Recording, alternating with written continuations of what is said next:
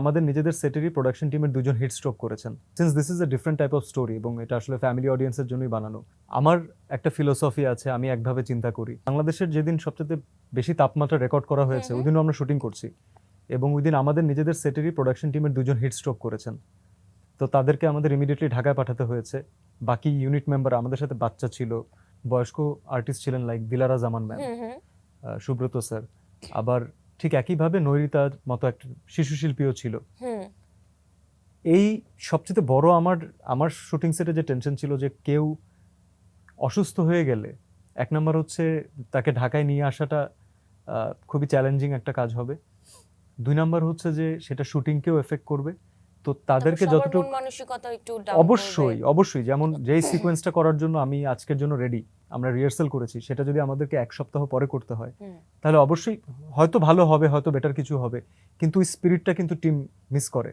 আর tight schedule নিয়ে budgeting issue নিয়ে কাজ করাটা অনেক সবার সাথে সম্পর্কিত। অনেক কিছু ঘটনা ঘটে যায়, অনেক চাপ থাকে, আর সবকিছু চাপ সামলে অবশেষে জঙ্গলি হয়ে সিনেমা হলে তো আছেই সিয়াম আহমেদ। আমি এখনো পর্যন্ত দেখতে যাওয়ার সুযোগ পাইনি, বাট আমি যাব, জঙ্গলি সিনেমাটা দেখতে যাব। গো এন্ড ওয়াচ, কারণ দর্শক যতজনের সাথে আমাদের কথা হয়েছে আমরা জানতে পারছি, তাদের ফিডব্যাক পাচ্ছি। Since this is a different type of story এবং এটা আসলে ফ্যামিলি অডিয়েন্সের জন্যই বানানো, তো তারা তাদের জায়গা থেকে অনেক ভালোবাসা দিচ্ছেন। আমার তোমার দিকে তাকালেই না খালি জঙ্গলি আসতেছে। আমি শেভ করে ফেলছি। হ্যাঁ, লুকটাতে আচ্ছা শেভ করবা কবে? That's a good question. আমার মনে হয় যে সিনেমা রিলিজের দর্শকদের সাথে দেখা যখন শেষ হয়ে যাবে, সিনেমা রিলিজের মোমেন্টাম চলে যাবে, ধীরে ধীরে সবকিছু নরমাল হয়ে যাবে, তখন আমার কাছে মনে হয় এটা একটা রিজন ছিল।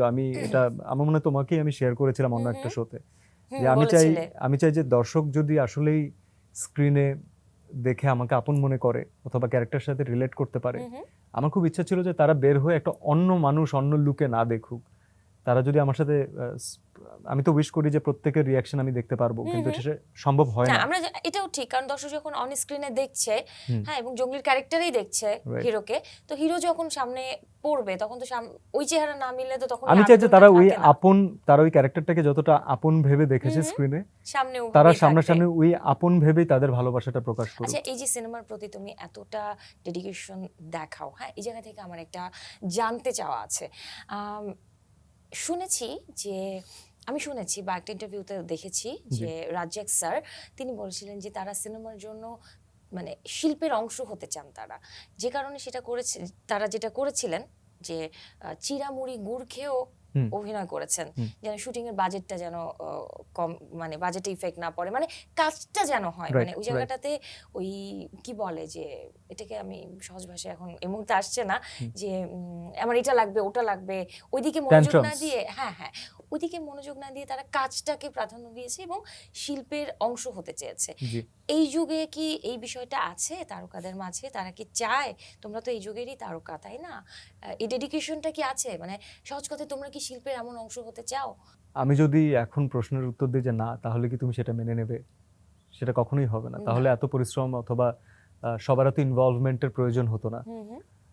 না, তারপরে অনেক বিচ্ছিন্ন ঘটনা কানে আসে, তো অবশ্যই সব জায়গা থেকে সিয়াম তোমাকে পেয়েছি, তাই জানতে চাইলাম। আমি সত্যি কথা বলতে জেবিন, আমি শুধুমাত্র আমার নিজের অংশটুকু বলতে পারি, কারণ প্রত্যেকটা মানুষ ডিফারেন্ট ওয়েতে চিন্তা করে, রাইট?